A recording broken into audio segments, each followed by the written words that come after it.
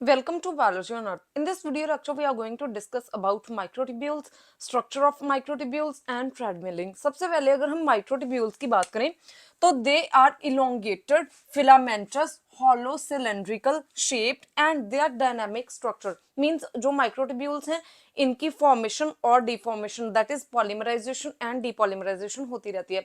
तो ये एक static structure तो नहीं है, ये एक dynamic structure है means change होता रहता है. और ऑलमोस्ट जितने भी यूकैरियोट्स हैं सभी में जो माइक्रोट्यूब्यूल्स हैं they are present and they are important part of cytoskeleton which help in movement of different organelles inside the cell. और अगर हम सेल डिवीजन में बात करें तो सेल डिवीजन में जो माइक्रोट्यूब्यूल्स हैं they play crucial role during the separation of two chromosome on two different poles. तो यहाँ पे जो माइक्रोट्यूब्यूल्स हैं अगर हम इसकी स्ट्रक्चर की बात करें तो यहाँ पे जो माइक्रोट्यूब्यूल्स हैं इनमें दो तरह के ट्यूबुलिन प्रोटीन्स प्रेजेंट होते हैं which include the alpha tubulin and beta tubulin. So that's why it is called the heterodimer of alpha and beta tubulin. तो यहाँ पे इस तरीके से अल्फा फिर बीटा अल्फा बीटा इस तरीके का एक जो हेट्रोडाइमर है ये प्रेजेंट होता है. हेट्रोडाइमर मींस इसमें दो तरीके के कंपोनेंट्स होते हैं. One is called the alpha tubulin and second is called the beta tubulin. तो ये जो एक यहाँ पे बन रही है इसे हम बोलते हैं प्रोटोफिलामेंट. तो जो एक प्रोटोफिलामेंट है it is made up of alpha tubulin and beta tubulin heterodimer. इसमें एक साइड जो एक इसका एंड है इसमें अल्फा ट्यूबुलिन प्रेजेंट होती है और जो इसका दूसरा एंड है इसमें यहाँ पे बीटा ट्यूबुलिन प्रेजेंट होती है. नाउ यहाँ पे जो अल्फा ट्यूबुलिन जिस साइड प्रेजेंट है इसे हम बोलते हैं माइनस एंड और जिस साइड बीटा ट्यूबुलिन प्रेजेंट है इसे हम बोलते हैं प्लस एंड. और अगर हम यहाँ पे पॉलीमराइजेशन की बात करें या फिर ग्रोथ की बात करें तो जो यहाँ पे पॉजिटिव एंड है it is called the fast growing and.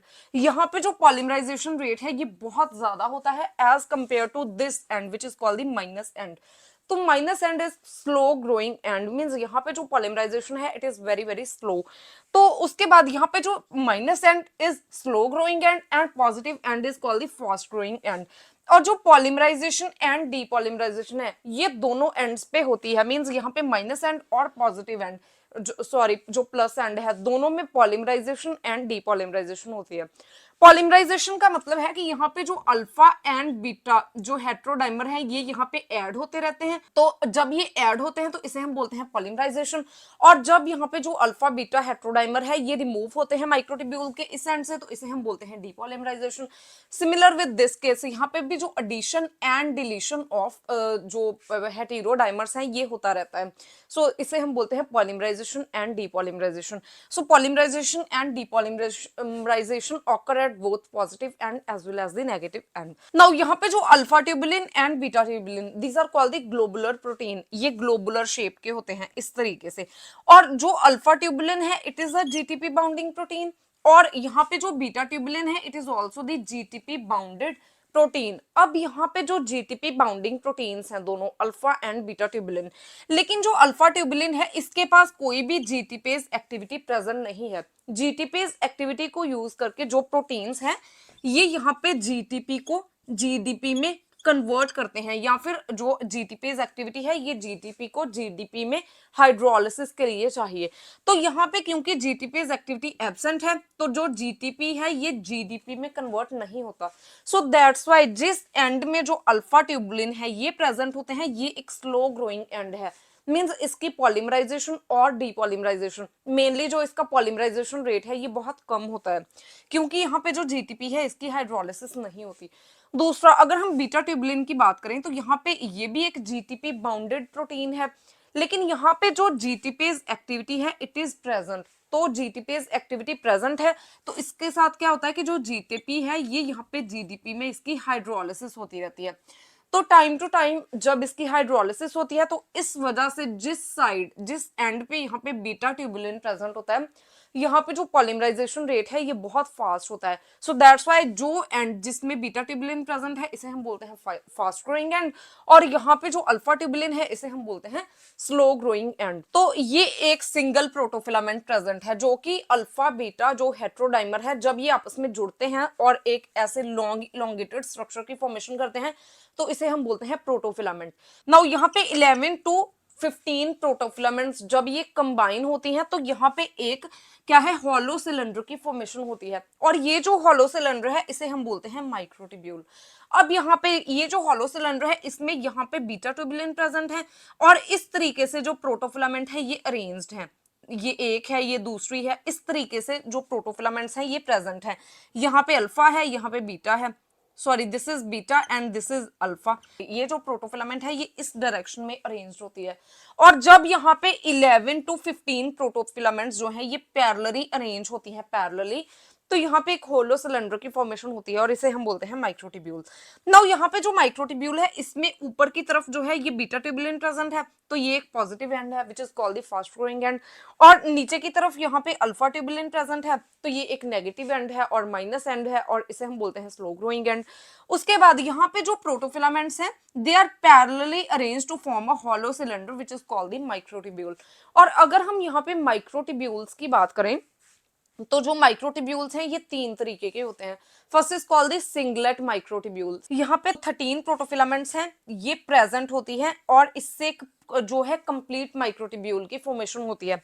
Now यहाँ पे दीज आर कॉल्ड द प्रोटोफिलामेंट्स, तो यहाँ पे 13 डिफरेंट प्रोटोफिलामेंट्स हैं, इनके ऐसे स्ट्रैंड्स हैं, तो ये एक कंप्लीट माइक्रोट्यूब्यूल की फॉर्मेशन करती हैं जब 13 प्रोटोफिलामेंट्स जो हैं ये कंबाइन होती हैं।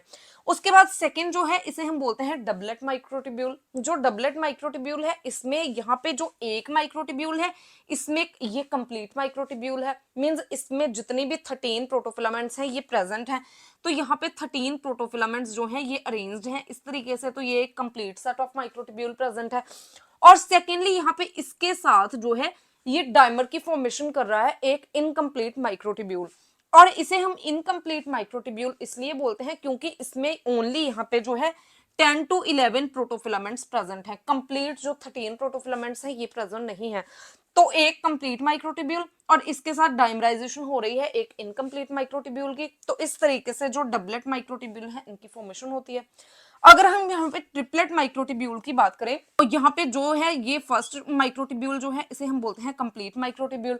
इसमें जो है 13 प्रोटोफिलामेंट्स प्रेजेंट हैं और ये जो दोनों हैं ये इनकम्प्लीट जो है माइक्रोट्यूब्यूल्स हैं, इनमें यहाँ पे जो है ये ओनली 10 to 11 प्रोटोफिलामेंट्स प्रेजेंट हैं, सो दैट्स व्हाई इन्हें हम बोलते हैं इनकम्प्लीट माइक्रोट्यूब्यूल। नाउ अगर हम यहाँ पे डबलेट माइक्रोट्यूब्यूल्स की बात करें तो ये मोस्टली जो सीलिया एंड फ्लैजिला इस तरीके की स्ट्रक्चर्स में प्रेजेंट होते हैं, और जो ट्रिपलेट माइक्रोट्यूब्यूल है ये मोस्टली एनिमल्स में जो सीलिया एंड मींस जो एनिमल सेल्स में जो सीलिया एंड फ्लैजिला और उसके बाद जो सेंट्रियोल्स हैं इन तीनों में जो है ये ट्रिपलेट माइक्रोट्यूब्यूल्स प्रेजेंट होते हैं। तो इस तरीके से जो माइक्रोट्यूब्यूल हैं ये सिंगलेट भी हो सकते हैं, डबलेट भी और ट्रिपलेट भी हो सकते हैं। डिफरेंट जो स्ट्रक्चर्स हैं इनमें डिफरेंट टाइप के माइक्रोट्यूब्यूल्स प्रेजेंट होते हैं। नाउ जो माइक्रोट्यूब्यूल्स हैं इनमें पॉलीमराइजेशन और डीपॉलीमराइजेशन रेट जो है ये डिपेंड करता है on the concentration of alpha beta tubulin. सबसे पहले अगर हम यहाँ पे पॉलीमराइजेशन की रेट की बात करें तो यहाँ पे अगर तो अल्फा बीटा जो हेट्रोडाइमर है अगर इनकी कंसंट्रेशन बहुत ज्यादा होगी तो जो पॉलीमराइजेशन रेट है ये भी बहुत ज्यादा होगा, लेकिन अगर जो अल्फा बीटा हेट्रोडाइमर है इनकी कंसंट्रेशन कम होगी तो पॉलीमराइजेशन रेट जो है ये भी कम होगा। तो यहाँ पे जो पॉलीमराइजेशन रेट है ये टोटली डिपेंड करता है on the concentration of alpha beta heterodimer. लेकिन अगर हम डीपॉलीमराइजेशन के केस में देखें तो यहाँ पे जो कंसंट्रेशन है अल्फा बीटा हेट्रोडाइमर की इसका कोई भी इफेक्ट नहीं पड़ता ऑन द डीपॉलीमराइजेशन। अगर जो कंसंट्रेशन ज्यादा है फिर भी जो डीपॉलीमराइजेशन है इस पे कोई इफेक्ट नहीं पड़ेगा, और अगर इनकी कंसंट्रेशन कम है फिर भी यहाँ पे जो डीपॉलीमराइजेशन है इस पे कोई भी इफेक्ट नहीं पड़ेगा। नाउ इसके बाद जो माइक्रोट्यूब्यूल ऑर्गेनाइजिंग सेंटर्स हैं, माइक्रोट्यूब्यूल ऑर्गेनाइजिंग सेंटर वो सेंटर है जहां से जो माइक्रोट्यूब्यूल हैं ये ऑर्गेनाइज होते हैं। तो ये जो सेंटर हैं जितने भी यूकैरियोटिक सेल्स हैं सभी में ये प्रेजेंट होते हैं। Eukaryotes include the animals and plants. और अगर हम यहाँ पे जो माइक्रोट्यूब्यूल ऑर्गेनाइजिंग सेंटर है इसकी बात करें तो ये न्यूक्लियस के नियर बाय प्रेजेंट होता है और इसमें कोई भी जो है मेम्ब्रेन प्रेजेंट नहीं होती, सो ये मेम्ब्रेन बाउंडेड स्ट्रक्चर नहीं है। और इसका जो नंबर है it is only 1 in 1 cell, तो एक जो सेल है इसमें एक ही माइक्रोट्यूब्यूल ऑर्गेनाइजिंग सेंटर प्रेजेंट होता है। अगर यहाँ पे हम माइक्रोट्यूब्यूल ऑर्गेनाइजिंग सेंटर्स की बात करें तो ये विद सेंट्रियोल भी प्रेजेंट हो सकते हैं और विदाउट सेंट्रियोल्स भी ये प्रेजेंट हो सकते हैं। अगर हम एनिमल्स में बात करें तो जो एनिमल्स में जो माइक्रोट्यूब्यूल ऑर्गेनाइजिंग सेंटर्स हैं इनमें यहाँ पे 2 सेंट्रियोल्स प्रेजेंट होते हैं और इसे हम बोलते हैं सेंट्रोजोम। तो यहाँ पे जो माइक्रोट्यूब्यूल ऑर्गेनाइजिंग सेंटर है it is called the centrosome, और इसमें यहाँ पे इस तरीके से प्रोपेंडिकुलरली दो जो सेंट्रियोल्स हैं ये प्रेजेंट होते हैं। और सेंट्रियोल्स जो हैं इसमें माइक्रोट्यूब्यूल ऑर्गेनाइजेशन की अगर हम बात करें तो हमें पता है, हमने अभी देखा कि यहाँ पे जो माइक्रोट्यूब्यूल्स हैं ये ट्रिपलेट की फॉर्म में प्रेजेंट होते हैं। मींस इस तरीके से एक कंप्लीट सेट ऑफ माइक्रोट्यूब्यूल है और दो यहाँ पे इनकम्प्लीट जो सेट ऑफ माइक्रोट्यूब्यूल्स हैं ये प्रेजेंट होते हैं इन केस ऑफ सेंट्रियोल्स। अगर हम यहाँ पे प्लांट की बात करें तो प्लांट में जो माइक्रोट्यूब्यूल ऑर्गेनाइजिंग सेंटर है इसमें कोई भी सेंट्रियोल प्रेजेंट नहीं होता, but still it can radiate microtubule, so that's why it act as a microtubule organizing center. उसके बाद यहाँ पे जो पॉलीमराइजेशन और डीपॉलीमराइजेशन रेट है, अब यहाँ पे एक टर्म है नेट पॉलीमराइजेशन और एक है नेट डीपॉलीमराइजेशन, ये यहाँ पे डिपेंड करती है। अगर तो यहाँ पे जो पॉलीमराइजेशन रेट है ये बहुत ज्यादा है देन द डीपॉलीमराइजेशन रेट, तो इसे हम बोलते हैं नेट पॉलीमराइजेशन। अगर यहाँ पे जो polymerization rate it is equal to depolymerization rate, तो इसे हम बोलते हैं critical concentration which is represent by capital C and small C. उसके बाद यहाँ पे अगर पॉलीमराइजेशन रेट जो है ये कम है डीपॉलीमराइजेशन रेट से, तो इसे हम बोलते हैं नेट डीपॉलीमराइजेशन। मींस अगर तो जो पॉलीमराइजेशन रेट है ये ज्यादा होगा डीपॉलीमराइजेशन रेट से, तो यहाँ पे जो है पॉलीमराइजेशन ज्यादा होगी, तो इसे हम बोलते हैं नेट पॉलीमराइजेशन। अगर यहाँ पे जो पॉलीमराइजेशन रेट है ये कम होगा देन डीपॉलीमराइजेशन रेट, तो यहाँ पे ज्यादा डीपॉलीमराइजेशन होती है, तो इसलिए इसे हम बोलते हैं नेट डीपॉलीमराइजेशन। अब यहाँ पे एक टर्म है ट्रेडमिलिंग। नाउ जो ट्रेडमिलिंग है इसका मतलब है कि जब यहाँ पे जो एक एंड है विच is called the minus and, अब यहाँ पे माइनस एंड क्योंकि यहाँ पे अल्फा ट्यूबुलिन प्रेजेंट है और यहाँ पे एंड में बीटा ट्यूबुलिन प्रेजेंट है, तो ये प्लस एंड होगा। नाउ ट्रेडमिलिंग का मतलब है कि जब जो एक एंड है विच is called the minus and, यहाँ पे कंसंट्रेशन ऑफ अल्फा बीटा हेट्रोडाइमर और alpha beta tubulin is less than critical concentration, और जो दूसरा एंड है यहाँ पे जो concentration of alpha beta tubulin है ये ज्यादा हो क्रिटिकल कंसंट्रेशन से, तो इस तरीके की सिचुएशन हो। मींस जो एक एंड है इसमें जो अल्फा बीटा हेट्रोडाइमर है इसकी कंसंट्रेशन ज्यादा है और दूसरे एंड में जो क्रिटिकल कंसंट्रेशन से कम है अल्फा बीटा हेट्रोडाइमर की कंसंट्रेशन, तो इस केस में क्या होता है कि जो माइक्रोट्यूब्यूल है इनमें ट्रेडमिलिंग हो सकती है। ट्रेडमिलिंग का मतलब है कि जो साइड यहाँ पे जो माइनस एंड है, जिस साइड जो अल्फा बीटा हेट्रोडाइमर है इनकी कंसंट्रेशन कम है देन द क्रिटिकल कंसंट्रेशन, इस साइड जो है यहाँ पे डीपॉलीमराइजेशन होगी, और जो दूसरा एंड है यहाँ पे जो अल्फा बीटा हेट्रोडाइमर है इनकी कंसंट्रेशन ज्यादा है देन द क्रिटिकल कंसंट्रेशन, तो जो दूसरा एंड है इसमें यहाँ पे पॉलीमराइजेशन होगी। तो ये एक स्टेट ऑफ कंडीशन है जहां पे कि एक एंड पे डीपॉलीमराइजेशन एंड दूसरे एंड पे जो है ये पॉलीमराइजेशन हो रही है, तो इसे हम बोलते हैं ट्रेडमिलिंग। और जो ट्रेडमिलिंग है ये डिपेंड करता है कि जो एक साइड है इसमें जो अल्फा बीटा हेट्रोडाइमर्स की कंसंट्रेशन कम हो देन क्रिटिकल कंसंट्रेशन, और दूसरे एंड पे जो अल्फा बीटा हेट्रोडाइमर है इनकी कंसंट्रेशन जब ज्यादा होती है देन द क्रिटिकल कंसंट्रेशन, तो यहाँ पे जो ट्रेडमिलिंग है ये पॉसिबल है। नाउ जब माइक्रोट्यूब्यूल्स जो है इनकी ऑर्गेनाइजेशन होती है, तो यहाँ पे क्या है कि जो पॉजिटिव एंड है मींस जिस साइड बीटा ट्यूबुलिन प्रेजेंट है, इस साइड क्या होता है कि एडिशन होता है अल्फा बीटा हेट्रोडाइमर का, और ये पॉलीमराइजेशन ओनली तब पॉसिबल है जब यहाँ पे सपोज ये एक ग्रोइंग माइक्रोट्यूब्यूल है और यहाँ पे पॉजिटिव एंड है प्लस एंड है, यहाँ पे जो है अल्फा बीटा हेट्रोडाइमर है, और इसके ऐड होने से पहले जो इसमें हेट्रोडाइमर्स अल्फा बीटा हेट्रोडाइमर्स प्रेजेंट है, अगर इसमें यहाँ पे जीटीपी जो है इसकी अभी हाइड्रोलिसिस नहीं हुई, ये जीटीपी की फॉर्म में ही है। अब यहाँ पे जितने भी बीटा ट्यूबुलिन है इनमें जीटीपी प्रेजेंट है, जीटीपी की हाइड्रोलिसिस नहीं हुई, तो ये बनता है एक जीटीपी कैप, और जो जीटीपी कैप है ये स्टेबलाइज करता है इस एंड को, ताकि ये जो एंड है इसकी डीपॉलीमराइजेशन ना हो सके और इसकी फास्ट पॉलीमराइजेशन हो। तो यहाँ पे नंबर ऑफ जो अल्फा बीटा हेट्रोडाइमर है इसमें ऐड होते रहेंगे क्योंकि यहाँ पे जीटीपी कैप प्रेजेंट है, तो ये एक स्टेबलाइज्ड माइक्रोट्यूब्यूल है, इसकी डीपॉलीमराइजेशन नहीं होगी और पॉलीमराइजेशन बहुत ज्यादा स्पीड में होगी। सो यहाँ पे slow depolymerization and fast polymerization rate होता है। नाउ अब यहाँ पे एक टर्म है कैटास्ट्रॉफ। कैटास्ट्रॉफ का मतलब है कि ये एक ग्रोइंग माइक्रोट्यूब्यूल है, मींस जो इसका ये पॉजिटिव एंड है ये फास्ट ग्रोइंग एंड है, यहाँ पे जीटीपी कैप प्रेजेंट है। लेकिन कई बार क्या होता है कि जितने भी यहाँ पे बीटा ट्यूबुलिन में जीटीपी प्रेजेंट है इनकी सबकी हाइड्रोलिसिस हो जाती है, तो ये जीडीपी में कन्वर्ट हो जाते हैं। यहाँ पे कोई भी जीटीपी कैप जो है ये अब नहीं बचा, तो क्योंकि जीटीपी कैप जो है ये रिमूव हो गया यहाँ से, तो जो यहाँ पे पॉलीमराइजेशन रेट है ये डिक्रीज हो जाएगा, क्योंकि जो माइक्रोट्यूब्यूल है इसकी स्टेबिलिटी बहुत कम हो जाएगी। तो यहाँ पे डीपॉलीमराइजेशन रेट जो है ये इंक्रीज हो जाएगा। इस कंडीशन को हम बोलते हैं कैटास्ट्रॉफ।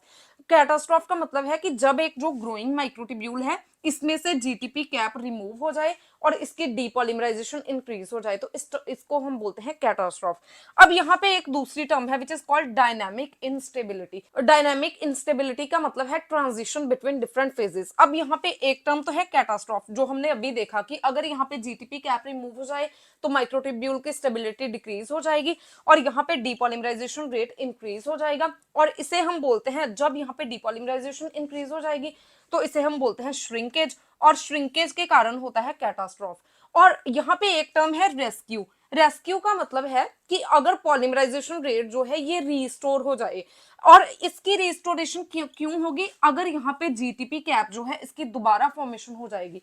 तो जब जीटीपी कैप की दोबारा फॉर्मेशन हो जाएगी तो जो माइक्रोट्यूब्यूल का एक एंड है ये ज्यादा स्टेबलाइज हो जाएगा, इसमें पॉलीमराइजेशन रेट इंक्रीज हो जाएगा और डीपॉलीमराइजेशन रेट डिक्रीज हो जाएगा, तो इसे हम बोलते हैं rescue. So this is all about the microtubules, their structure and treadmilling. If you have any type of query regarding this topic, please ask me in comment section. And if you find the content useful, please like and share the video and subscribe my channel Balaji on Earth.